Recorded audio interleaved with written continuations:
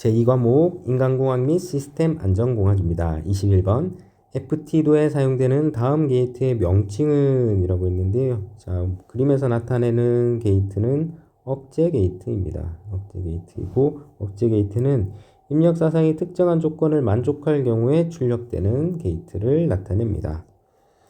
자, 22번 다음과 같은 시스템의 전체 신뢰도는 약 얼마인가? 라고 되어 있고요. 네모안의 수치는 각 구성 요소의 신뢰도이다. 인데 신뢰도 문제는 필기에서도 그렇고 필기, 실기에서 모두 자주 출제되는 문제이니까 방식을 잘 꼭 이해해 주시고 넘어가야겠고요. 일단 기본적으로 직렬 연결 있고 병렬 연결이 있습니다. 그러면 직렬 연결은 곱하는 거죠. 그래서 여기가 직렬 연결, 구성은 요렇게 4개가 직렬로 연결되어 있고 0.75와 0.63이 병렬로 연결되어 있습니다. 그래서 신뢰도 계산에서는 각각의 값을 곱해 주고요. 병렬 연결은 요 형태대로 1-신뢰도, 1-신뢰도를 곱해 주고 1에서 그 곱한 값을 빼주면 이 병렬 연결의 신뢰도가 구해집니다. 이렇게 해서 계산된 값은 0.6616이 되겠고 정답은 2번입니다. 자, 23번 쾌적 환경에서 추운 환경으로 변화 시 신체의 조절작용이 아닌 것은 쾌적한 곳에서 추운 환경으로 변화할 때 신체의 조절작용. 1번 피부 온도가 내려간다. 2번 직장 온도가 약간 내려간다. 내려간다가 아니고 올라간다 라고 설명해야 올바른 답입니다. 3번 몸이 떨리고 소름이 돋는다. 4번 피부를 경유하는 혈액순환량이 감소한다. 추운 곳으로 가기 때문에 오한이 생기고 그리고 혈액순환량이 감소하게 되겠죠. 그래서 정답은 아닌 것은 2번입니다. 24번 결함수 분석의 기대효과와 가장 관계가 먼 것은 1. 시스템의 결함 진단 2. 시간에 따른 원인 분석 3. 사고 원인 규명의 간편화 4. 사고 원인 분석의 정량화인데 자, 해설을 같이 보겠습니다. 결함수 분석의 기대효과라고 되어 있고 자, 사고 원인 규명의 간편화 요건 3번에서 설명을 하고 있고요. 보기 3번이고요. 사고 원인 분석의 일반화 그리고 사고 원인 분석의 정량화 요게 4번이네요. 그리고 노력 시간의 절감, 시스템 결함의 진단 여기 1번이고요. 그럼 안전점검 체크리스트 작성 요런 이제 기대 효과들이 있는데 여기 보기에서 해당하지 않는 것은 2번 되겠습니다. 보기에 제시되지 않은 내용들까지도 한번 꼼꼼히 살펴봐 주시면 좋겠습니다. 25번 소음 방지 대책에 있어 가장 효과적인 방법은 음원에 대한 대책, 수음자에 대한 대책, 전파 경로에 대한 대책, 거리 감소와 지향성에 대한 대책인데 가장 개선 대책 중에서 가장 좋은 건 제거하는 방식입니다. 위험 요인을 가장 제거하는 것이 가장 1순위가 되어야 되기 때문에 그래서 음원에 대한 대책, 음원을 제거를 하게 되면 가장 효과적인 방법이 될 수가 있겠죠. 그래서 정답은 1번입니다. 자, 26번 산업안전보건 법령상 위해위험 방지 계획서의 제출 대상 제조업은 정기 계약 용량이 얼마 이상인 경우에 해당되는가? 이것도 자주 출제되는 문제입니다. 자주 출제되는 문제이고 위해위험 방지 계획서 제출 대상 산업안전보건법 시행령 제42조에서 설명을 하는데요. 정기 계약 용량이 300kW 이상인 경우 해당합니다. 그래서 정답은 4번 되겠습니다. 자, 27번 온도와 습도 및 공기 유동이 인체에 미치는 열효과를 하나의 수치로 통합한 경험적 감각 지수로 상대 습도 100%일 때의 건구 온도에서 느끼는 것과 동일한 온감을 의미하는 온열 조건의 용어는 온열과 관계된 문제는 여기 이 문제가 동일하진 않더라도 좀 자주 출제되고 있고요. 출제되고 있기 때문에 옥스포드 지수라든지 시료 온도라든지 이런 것들이 무엇을 나타내는지 정도는 좀 알고 있으면 좋겠습니다. 그래서 문제에서 나타내는 내용은 시료 온도에 대한 이야기고 온도, 습도 및 공기 유동이 인체에 미치는 열효과를 하나의 수치로 통합한 경험적 감각 지수입니다. 그래서 상대 습도 100%일 때 건구 온도에서 느끼는 것과 동일한 온감을 말하는데 자, 옥스포드 지수는 뭐냐면 습권 지수라고도 하고 습구 건구 온도의 가중 평균치입니다. WBGT를 계산을 하게 될 텐데 이런 것 이제 요게 옥외에서 햇빛이 내려질 때, 내리쬐지 않을 때, 뭐 이렇게 이제 조건에 따라서 식이 달라지는 것들도 있거든요. 이제 그런 것까지도 같이 좀 봐주시면 좋을 것 같습니다. 28번. 산업안전보건 법령에 따라 제출된 유해위험 방지계획서의 심사 결과에 따른 구분 판정 결과에 해당하지 않는 것은 적정, 일부 적정, 부적정, 조건부 적정인데요. 산업안전보건법 시행규칙 제45조 심사 결과의 구분에서 유해위험 방지서의 심사 결과는 다음과 같이 구분 판정한다. 적정, 조건부 적정, 부적정. 그래서 요거가 해당이 되겠고 2번은 해당하지 않습니다. 29번. FTA에서 사용하는 다음 사상기호에 대한 설명으로 옳은 것은, 자, 요거는 생략사상이고요. 자, 생략사상에 대한 설명을 찾으면 되겠네요. 그래서 여기 3번 불충분한 자료로 결론을 낼 수 없어 더 이상 전개할 수 없는 사상입니다. 자, 생략사상에 대한 설명 여기 나타나 있습니다. 불충분한 자료로 결론을 내릴 수 없어 더 이상 전개할 수 없는 걸 생략사상이라고 하고, 그 외에도 기본사상, 결함사상, 통상사상 이런 요것 말고도 더 여러 가지 사상들이 있으니까 기호와 명칭 그리고 이 명칭이 나타내는 설명들을 꼭 이해했으면 될 것 같습니다. 자, 30번. 부품에 고장이 있더라도 플레이너 공작 기계를 가장 안전하게 운전할 수 있는 방법은, 자, fail safe에 대한 방법 중에서 종류가 있는데 그 중에서 가장 안전하게 운전할 수 있는 방법은 무엇이냐를 찾는 거고요. 1번 fail soft, 2번 fail active, 3번 fail passive, 3번 fail operational입니다. 네. 자, 액티브는 경고를 주면서 사용자가 이게 위험하다는 걸 알리고, 그리고 주 보수가 있을 때까지 기계가 이제 짧은 시간 동안 운전이 가능한 그런 거고요. 페일 패시브는 기계가 정지하는 방향으로 갑니다. 그래서 안전을 확보하는 방법이고요. 오퍼레이셔널은 기능을 유지합니다. 기능을 유지한다는 얘기는 이게 병렬이라는 얘기겠죠. 그래서 가장 안전한 방법은 4번 되겠습니다. 네, 페일세이프에 관련된 요 내용들도 자주 출제하기 때문에 요 세 가지 어떻게 다른지 차이점을 좀 비교하면서 공부하시면 좋겠고요. 31번 FMEA에서 고장 평점을 결정하는 5가지 평가 요소에 해당하지 않는 것은입니다. 생산 능력의 범위, 고장 발생의 빈도, 고장 방지의 가능성, 영향을 미치는 시스템의 범위인데요. 자, 고장평점법 5가지 평가 요소를 보면 평가 요소의 고장 영향의 중요도, 기능적 고장 영향의 중요도, 그리고 영향을 미치는 시스템의 범위, 여기가 4번으로 제시가 됐네요. 고장 발생의 빈도, 요거는 2번으로 제시가 됐습니다. 고장 발생의 가능성, 요거는 3번이고요.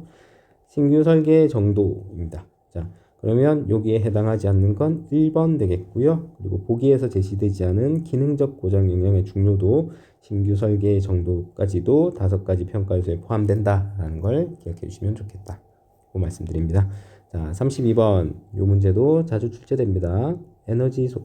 휴식 시간을 측정하는. 자, 8시간 근무를 기준으로 남성 작업자의 대사를 측정했더니 산소 소비량이 1.3리터 per minute. 자, 산소 소비량이 제시가 되었습니다. 산소 소비량을 에너지 소비량으로 변환을 해야 이 문제를 풀 수 있습니다. 산소가 이제 산소 1리터는 에너지로 5kcal로 변환이 됩니다.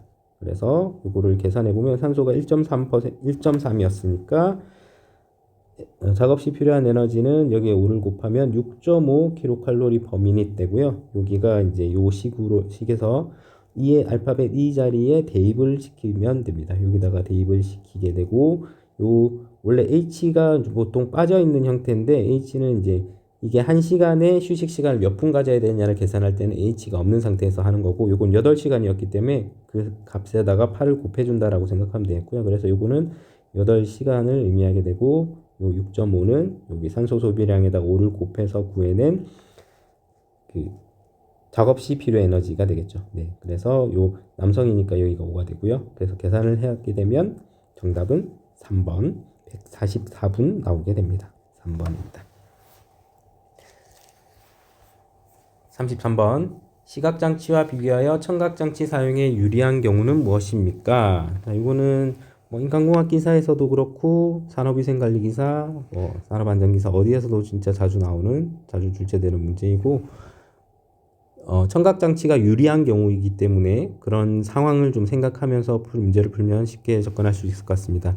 1번 메시지가 길 때, 2번 메시지가 복잡할 때, 3번 정보 전달 장소가 너무 소란할 때, 4번 메시지에 대한 즉각적인 반응이 필요할 때. 이건 4번이겠죠. 여기까지는 시각이 훨씬 더 유리해 보이죠. 시각이 더 낫고 메시지가 길거나 복잡하거나 이럴 때는 듣는 것보다는 보는 것이 훨씬 더 유리하기 때문에 그런 장치의 특성들을 좀 생각해 보시면 쉽게 답을 찾을 수 있을 것 같습니다. 자, 34번은 자주 출제되는 문제이기도 하고요. 자주 출제되고 실기에서까지도 많이 활용이 되니까 자, 여기 영문까지도 잘 기억하시면 좋겠습니다. 자, 인간의 에러 중 불필요한 작업 또는 절차를 수행함으로써 기인한 에러. 불필요한 작업 또는 절차를 수행함으로써 기인한 에러는 extraneous입니다. 그래서 여기 과잉 행동 오류라고 되어 있는 부분이고 업무를 수행할 때 그냥 쓸데없는 짓을 해서 발생하는 그런 오류라고 생각하시면 되겠고요. 생략 오류, 요거는 생략 오류이고 요거는 순서 오류이고요. 요거는 실행 오류입니다. 자, 그래서 생략 오류는 수행해야 될 것들을 수행하지 않은 것이고요. 실행 오류는 수행해야 하는 직무나 순서를 착각해서 잘못 수행하는 것, 그리고 순서 오류는 과정에서 순서를 잘못 수행하는 것, 시간 지연 오류는 시간 내에 수행하지 못하는 것. 네, 이렇게 돼서 구분이 될 수 있습니다. 자, 35번. 다음 기억 내연에 들어갈 내용은 무엇입니까? 역시 자주 출제되는 문제입니다. 자, 산업안전보건 기준에 관한 규칙 8조에서 조도를 설명하고 있는데, 자, 보면 초정밀 작업에서는 몇 럭스, 보통 작업에서는 몇 럭스 이렇게 되어 있습니다. 그러면 초정밀 작업일 때는 750이고요. 그 초정밀, 정밀, 보통 그 밖의 작업, 여기는 통로까지도 포함이 되는데 이렇게 구분한다고 했을 때 절반 정도씩 딱딱 떨어지진 않지만 절반 정도씩 이렇게 줄어들게 됩니다. 그래서 요 순서까지 해서 기억을 하시면 어렵지 않게 답을 찾을 수 있을 것 같고요. 그래서 여기서 답은 3번 되겠습니다. 보통 작업은 150이니까 여기서 750, 150 이렇게 됩니다. 자, 36번. 산업안전보건 법령상 유해하거나 위험한 장소에서 사용하는 기계, 기구 및 설비를 설치, 이전하는 경우 유해위험 방지 계획서를 작성, 제출하여야 하는 대상이 아닌 것은 유해위험 방지 계획서를 작성, 제출하여야 대상이 아닌 것은 요거는 실기에서 자주 나오니까 지금부터 잘 기억합시다. 자, 유해위험 방지 계획서 제출 대상은 금속이나 그 밖의 광물의 용해로, 화학설비, 건조설비, 가스집합 용접장치, 근로자 건강에 상당한 장애를 일으킬 우려가 있는 물질로서 고용노동부에서 정하는 물질의 밀폐 환기 배기를 위한 설비 이렇게 되어 있는데 자, 화학설비 맞고요. 그죠? 금속 용해로도 맞고 건조설비도 맞습니다. 전기용접장치가 아니라 가스집합 용접장치였죠. 이제 여기 가스집합 용접장치가 정답이 되겠습니다. 자, 37번. 눈과 물체의 거리가 23cm, 시선과 직각으로 측정한 물체의 크기가 0.03cm일 때 시각은 얼마인가? 인데, 자, 요거를 이제 시각을 나타내는 공식은 요렇고요. 요 라디안 단위, 시각은 600 이하이며 라디안 단위를 분으로 환산하기 위한 상수값은 57.3과 60 고정값입니다. 모두 적용하여 계산한다라고 조건에서 주어졌기 때문에 지금 그냥 요거를 사용하시면 되겠고 요걸 그림으로 좀 나타내 보면 여기 눈이 있다고 했을 때 눈을 제가 그리지를 잘 못하겠어서 자, 요 물체가 있습니다. 요 높이가 0.03cm라고 했고요. 요까지의 거리가 23cm라고 했습니다. 그러면 눈에서 이 각, 눈이 보이는 이 각을 구하는 거고요. 자, 그러면 시력과 시각의 관계는 시력은 시각 분의 1입니다. 그래서 이제 여기서는 이제 요거까지는 요구를 하지 않았고, 자, 시각은 얼마냐를 찾았기 때문에 시각은 계산을 해보면, 그러니까 여기 D 값은 여기 이게 D 값이고요. 요게 H 값이 되겠죠. 그래서 요거를 대입해서 계산했을 때는 4.48 나오게 됩니다. 그래서 정답은 3번 되겠습니다. 38번 결함수 분석법에서의 미니멀 컷셋과 미니멀 패스셋에 관련된 설명으로 옳은 것은 입니다. 자, 미니멀 컷셋은 시스템의 신뢰성을 표시하는 것이다. 인데 요거 미니멀 컷셋은 고장나게 하는 최소한의 기본 사상의 조합이기 때문에 틀린 내용이고요. 그리고 미니멀 패스셋은 시스템의 위험성을 표시하는 것이다. 근데 미니멀 패스셋은 고장나지 않도록 하는 기본 사상의 조합이기 때문에 2번도 틀린 내용입니다. 3번도 마찬가지로 시스템 고장을 발생시키는 셋은 아니니까 틀렸고요. 4번이 정답 되겠습니다. 미니멀 컷셋은 정상 사상을 일으키기 위한 최소한의 컷셋이다 라고 설명되어 있습니다. 요거 미니멀 컷셋 그리고 미니멀 패스셋에 대한 내용은 이론 부분에서 요게 설명이 되어 있으니까 요거 두 개를 좀 비교하면서 정리를 좀 하시면서 기억하시면 좋겠습니다. 39번 인간의 생리적 부담 척도 중 국소적 근육 활동의 척도로 가장 적합한 것은 생리적 척도를 측정하는 것 중에 국소적 근육 활동, 생리적 부담 척도는 육체적인 것과 정신적인 것으로 나눌 수가 있고요. 육체적인 것은 정적인 것, 동적인 것 이렇게 나타날 수 있는데 지금 문제에서는 이 정적인 것을 찾아라 라는 문제이고 정적인 것은 여기에선 근전도가 해당이 되겠고 요거는 육체적인 것 중에서 동적인 것, 전멸융화 주파수는 정신적인 피로를 측정하는 대표적인 방법입니다. 그래서 정답은 3번 되겠습니다. 40번 의자 설계 인간공학적 원리로 옳지 않은 것은 1번 쉽게 조절할 수 있도록 한다. 2번 주간판의 압력을 줄일 수 있도록 한다. 3번 등 근육의 정적 부하를 줄일 수 있도록 한다. 4번 고정된 자세로 장시간 유지할 수 있도록 한다. 인데 자, 요거 같네요. 그죠? 의자 결계의 일반적인 원칙에서 고정 자세를 줄인다가 되겠죠. 인체에 좀 어떻게 하면 좀 편리하게 일을 할 수 있을까 혹은 앉아 있을 수 있을까를 인간공학적인 것으로 고민해야 되기 때문에 좀 불편함이 있을 수 있는 고정 자세는 줄여야 합니다. 그래서 정답은 4번 되겠습니다.